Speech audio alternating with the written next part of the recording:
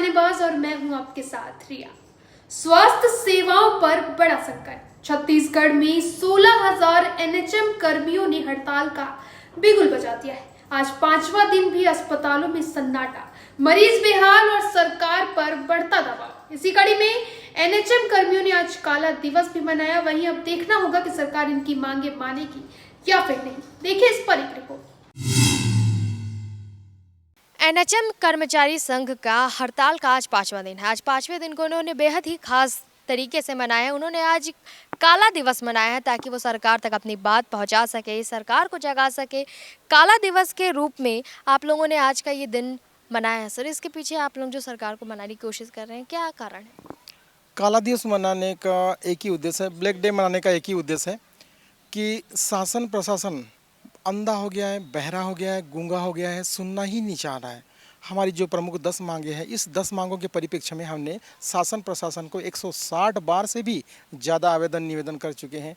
आज पर्यंत तक कर्मचारी हितार्थ में कोई भी ठोस पहल नहीं की जा रही है। जब जब हम लोग आंदोलन करने की चेतावनी दे रहे हैं, आंदोलन के लिए जाने के लिए शासन को अवगत करा रहे हैं, तब तब वो केवल और केवल जो है एक बैठक आयोजित कर लेता है। उस बैठक में कोई भी ठोस निर्णय नहीं निकल पा रहा है। तो हम शासन प्रशासन से पुनः आग्रह करना चाह रहे हैं कि कर्मचारी हितार्थ में ऐसा ठोस डिसीजन निर्णय हो। जो हमारी अनिश्चितकालीन हड़ताल जो चल रही है, आज देखिए पूरे प्रदेश में 6,239 स्वास्थ्य सेवाएं पूरी तरह से चरमरा गई है। और रायपुर के राजधानी जो जिला है उसमें 334 सेवाएं ऐसी हैं जहां पे हमारे सीएचओ जो 12 प्रकार की सेवाएं जो देते हुए आ रहे हैं, प्लस हमारे सारे medical officer, lab technician, staff nurse, सारे के सारे लोग अनिश्चितकालीन हड़ताल में आने की वजह से यहाँ की व्यवस्थाएं, पूरे राजधानी की व्यवस्थाएं पूरी तरह चरमरा गई है। तो हमें भी उस व्यवस्था चरमरा गई, उसके लिए हम लोगों को भी खेद है, क्योंकि हम लोग जनमानस से जुड़े हुए हैं। हम लोग नहीं चाहते हो किसी जनमानस का नुकसान हो, लेकिन ये अंधी, बहरी, गूंगी सरकार सोचे समझे और अपने विवेक से काम करे और हमारी प्रमुख 10 मांगों के हितार्थ में काम करे। सर, आप लोग जब भी अपने हड़ताल को कुछ दूसरा स्वरूप देने की कोशिश करते हैं तो बैठक का नाम लिया जाता है। बैठक में आपको क्या उम्मीद दी जाती है, क्या आश्वासन दिया जाता है, उसके बाद परिणाम क्या आता है?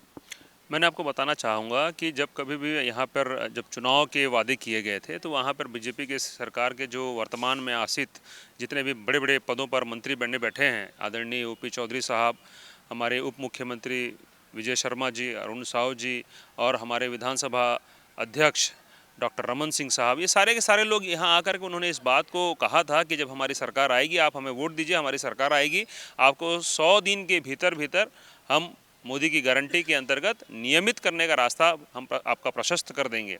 लेकिन उसके बाद वो 100 दिन तो क्या, अब आप जानते होंगे हैं कि बीजेपी की सरकार को लगभग 18 माह बीत चुके हैं।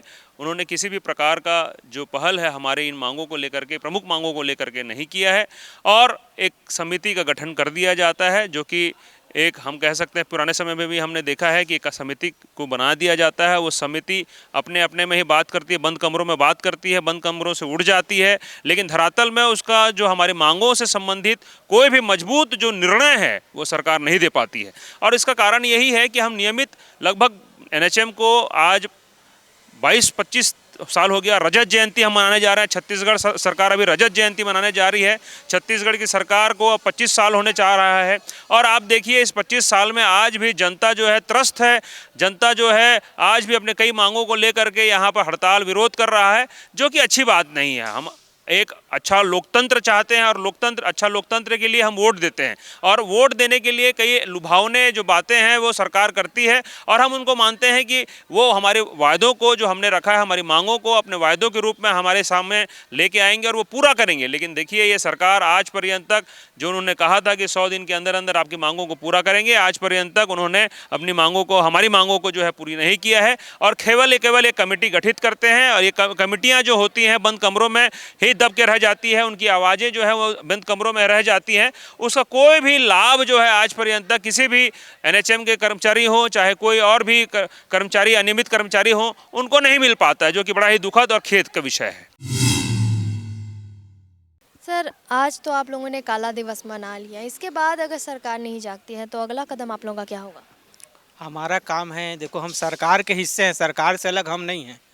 सरकार को हम अंतिम क्षण तक अपनी मांगों के लिए सीधा सीधा बोलना चाहूँगा कि सरकार हमारे छत्तीसगढ़ी में बोलते दाई दादा है ना, और कर्मचारी उसके जनता और कर्मचारी उसके लइका हैं।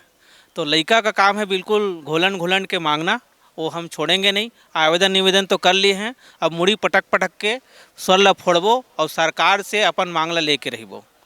मतलब हद तक जाना है और बिना लिए तो इस बार वापस जाना ही नहीं है। और जेमें सबसे मेन मांग है पैसा के मांग, गैर वित्तीय मांग उमन कुछ भी देते हैं, हमला ओकर से मतलब नहीं। हमला सीधा सीधा अपन तनख्वाह में बढ़ोतरी चाहिए।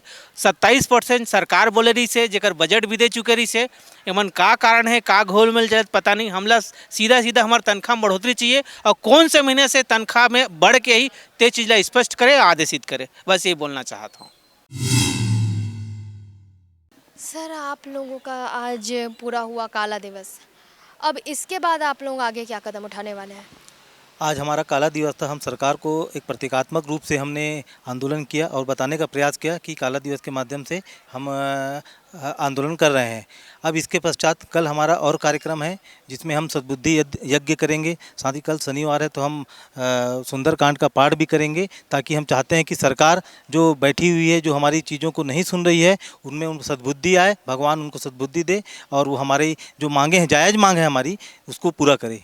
ये हमारा प्रयास रहेगा। अब देखना होगा कि इनका आज का जो काला दिवस था, जो इन्होंने आज सरकार को जगाने के लिए मनाया, क्या इसके बाद सरकार सुनती है या फिर नहीं सुनती है, या फिर इनका जो कल का यज्ञ का जो इन लोग अपना कार्यक्रम रखने वाले हैं, उस यज्ञ के बाद सरकार की नींद खुलेगी। कैमरामैन अवैस के साथ सिमरन मिश्रा।